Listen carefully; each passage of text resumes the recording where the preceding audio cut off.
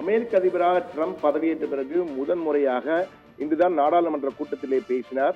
அவர் பேசும்போது பல அதிரடி அறிவிப்புகளை வெளியிட்டிருக்கிறார். சாதாரண அறிவிப்பு அல்ல, பதிலுக்கு பதில் வரி விதிப்போம் என அனைத்து நாடுகளுக்கும் எச்சரிக்கை கொடுத்திருக்கார். ஏற்கனவே சீனா, மெக்சிகோ, கனடா ஆகிய நாடுகளுக்கு 25% வரி, குறிப்பாக சீனாவுக்கு 2 மடங்கு 20% வரி என்றெல்லாம் விதித்து ஒரு ஒரு ஒரு பெரிய ஒரு அலையை உருவாக்கியிருந்தார், அதிர்வு அலைகளை. தற்போது இந்தியாவுக்கும் அந்த அதிர்வு அலை என்பதை அந்த பேச்சின் போதே குறிப்பிட்டிருக்கிறார்.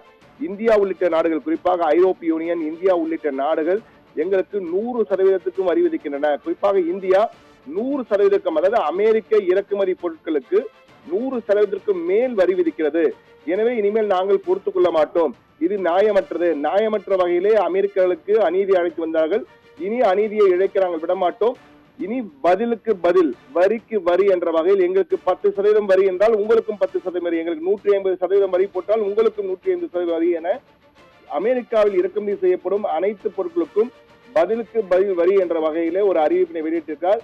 இதில் இந்தியாவுக்கும் குறிப்பிட்டு சொல்லியிருக்கிறார். ஏற்கனவே பிரதமர் நரேந்திர மோடி அமெரிக்கா சென்ற பொழுது அதிபர் ட்ரம்ப் அவரிடமே நேரடியாக இந்த கருத்தை தெரிவித்திருந்தார்.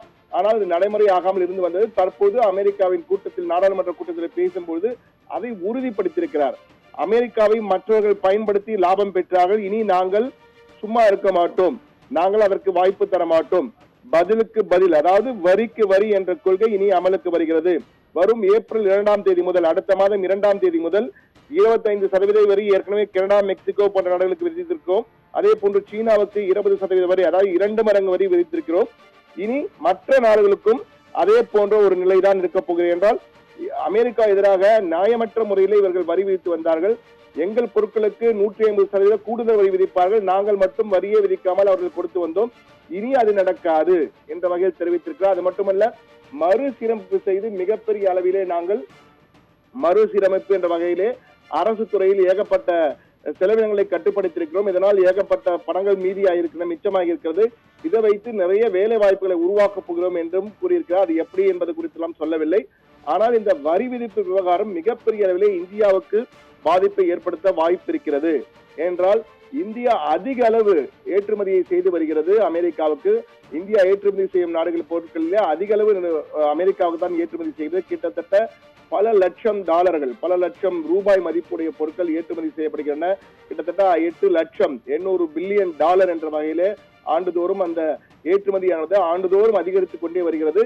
இனி இந்த ஏற்றுமதிக்கு அதிக வரி விதிக்கப்படும் பொழுது நமது பொருட்களின் விலை, இந்திய பொருட்களின் விலை அங்கு அதிகமாகும். ஏனென்றால் அந்த 10 ரூபாய் பொருளுக்கு 10 ரூபாய் வரி விதித்தால் 20 ரூபாய் என்று ஆகும் பொழுது அந்த வரி விதிப்பை என்ன செய்வோம் என்றால் பொருள் மீதுதான் விலையை ஏற்றுவோம். விலையை ஏற்றும் போது அந்த பொருட்களை வாங்குவோரின் எண்ணிக்கை குறைவதற்கான வாய்ப்பு இருக்கிறது. இதனால் இந்திய ஏற்றுமதி பொருட்கள் அமெரிக்காவில் விற்பனையாவது பெருமளவு குறைய வாய்ப்பு இருக்கிறது. குறிப்பாக இந்தியாவை பொறுத்த மட்டில் துணிமணிகள், அதே போன்று நகை வகைகள், பார்மசூட்டிகல்ஸ், மருந்து வகை பொருட்கள், ஆட்டோமொபைல், எலக்ட்ரிக்கல் பொருட்கள், எலக்ட்ரானிக்ஸ் பொருட்கள், ஐடி தொடர்புடைய நவீன சாப்ட்வேர் பொருட்கள், அதே போன்று அப்பேரல்ஸ் என்று அழைக்கப்பட்ட துணிமணிகள், பெட்ரோலிய பொருட்கள், டைரி ப்ராடக்ட்ஸ், அதாவது பால் வகை உற்பத்தி பொருட்கள், வாசனை திரவியங்கள், வாசனை பொருட்கள், மிளகு போன்ற ஸ்பைசஸ் போன்றவை எல்லாம் இந்தியாவிலிருந்து, டீ போன்றவை எல்லாம் ஏற்றுமதி செய்யப்படுகின்றன. இனி இந்த பொருட்களுக்கான விலை கூடுதலாகும் போது அந்த விற்பனை அங்கு குறையக்கூடும். இது இந்திய ஏற்றுமதியாளருக்கு பெரும் இழப்பாக மாறக்கூடிய வாய்ப்பு இருக்கிறது என்பது மிக முக்கியமானது. எனவே இந்தியா என்ன செய்ய போகிறது என்பது மிக முக்கியமாக பார்க்க வேண்டியிருக்கிறது. அமெரிக்காவிலிருந்து இறக்குமதி ஆகும் பொருட்களுக்கு வரியை குறைக்கப் போகிறார்களா, அல்லது ஏற்றிய வரியை குறைக்கப் போகிறா, அல்லது வரியே இல்லாமல் செய்ய போகிறார்களா என்றால் இங்கு என்ன செய்கிறோமோ அதற்கேற்பதான் பதிலுக்கு பதில் என்றுதான் அமெரிக்க அதிபர் அறிவித்திருக்கிறார்.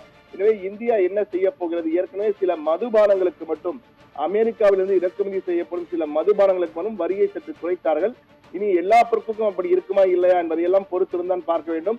இந்தியாவின் மூவ் எப்படி இருக்கிறது, இந்தியாவின் நகர்வு எப்படி இருக்கிறதோ அதற்கேற்ப இந்திய பொருட்கள் அங்கு செல்லும் போது அதன் மீது விதிக்கப்படும் வரிகளும் இருக்கும் என்பதுதான் தற்போது அமெரிக்க அதிபர் மிக தெளிவாக இந்தியா என்று குறிப்பிட்டே பேசியிருக்கிறார். இந்தியாவில் சில பொருட்களுக்கு 100% மேல் வரி விதிக்கிறார்கள், இது ஏற்றுக்கொள்ளவே முடியாது, it is unfair to Americans என்ற வகையில் அவர் தெரிவித்திருக்கிறார்.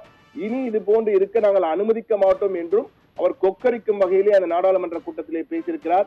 எனவே அமெரிக்க அதிபரின் இந்த ஆட்டம் தற்போது நாடாளுமன்ற கூட்டத்திலே முதல் கூட்டத்திலே ஆரம்பித்திருக்கிறது.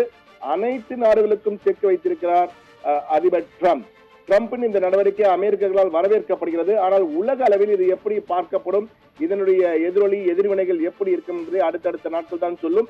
ஆனால் குறிப்பாக இந்தியாவை பொறுத்த மட்டும் பார்த்தா என்றால் இந்தியா மற்றும் பங்களாதேஷ், ஸ்ரீலங்கா போன்ற நாடுகளுக்கு மிகப்பெரிய இழப்பு ஏற்படும். என்றால் வரி அதிகமாக விதிக்கப்படும் பொழுது நமது பொருட்களின் விற்பனை விலை அதிகமாகும். இதனால் வாங்கும் பொருட்திறன் மிகவும் குறைவதற்கான விற்பனை குறைவதற்கான வாய்ப்புகள் அதிகம் இருக்கிறது. இது இந்தியாவுக்கு பெரும் பாதிப்பை ஏற்படுத்தலாம் என்று ஏற்றுமதியாளர் சங்கங்கள் எல்லாம் தற்போதே கருத்து தெரிவிக்க ஆரம்பித்து விட்டன. எனவே இந்தியா என்ன செய்ய போகிறது என்பதை பொறுத்துதான் அடுத்து வரும் நாட்களில் அமெரிக்கா என்ன செய்ய போகிறது என்பது நமக்கு தெரிய வரும்.